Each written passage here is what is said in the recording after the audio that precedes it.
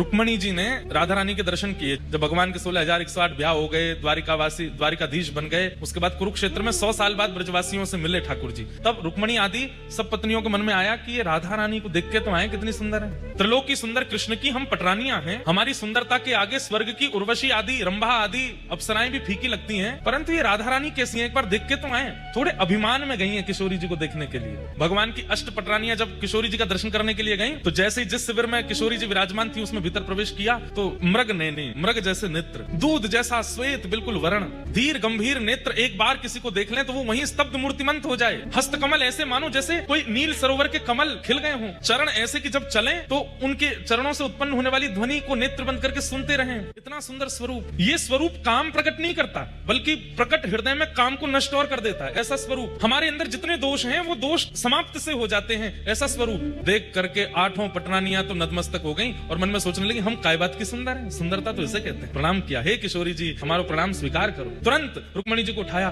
मैं राधा रानी नहीं हूं, मैं तो दासी हूं। राधा रानी भीतर है, किशोरी जी तो भीतर विराजमान है। 8 में से 4 तो वहीं से लौट गए। बोले जब दासी की सुंदरता हमसे सहन नहीं हो रही है, किशोरी जी को कहां देखेंगे। 4 ने प्रयास किया और भीतर गई, तो बाहर जिसे देखा उससे भी अतीत सुंदर। बाहर वाली की सुंदरता तो दोष नष्ट कर रही थी, अंदर जिसको देखा उससे दोष नष्ट तो हुए बल्कि गुण प्रकट होने लगे। दया, प्रेम, शीलता, ये सारे जो अच्छे गुण होते हैं उसका दर्शन करके वो प्रकट होने लगे। बोले निश्चित किशोरी जी हैं। प्रणाम किया, बोले आप किशोरी जी? बोले नहीं मैं दासी। किशोरी जी भीतर है। 2 वहां से भी लौट गई। बोले कि अब किशोरी जी को नहीं सहन कर पाएंगे हम, ये तो दासियों ने हमारे मान का मर्दन कर रखा है, किशोरी जी क्या करेंगे। कहते हैं अंत तो गत्वा रुक्मणी जी पहुंची बस। और जैसे ही रुक्मणी जी ने प्रवेश किया, असंख्य, संख्या गिनी नहीं जा सकती, इतनी असंख्य सुंदरियां चारों ओर बैठी हैं। और उन सबकी सुंदरता में विशेषता यह है, एक की भी सुंदरता काम प्रकट नहीं कर रही है, सबकी सुंदरता गुण प्रकट कर रही है, नेत्रों से अश्रु प्रकट कर रही है, दीनता प्रकट कर रही है, दैन्य प्रकट कर रही है। और उन सबके मध्य में एक सिंहासन पर तप्त कांचन गौरांगी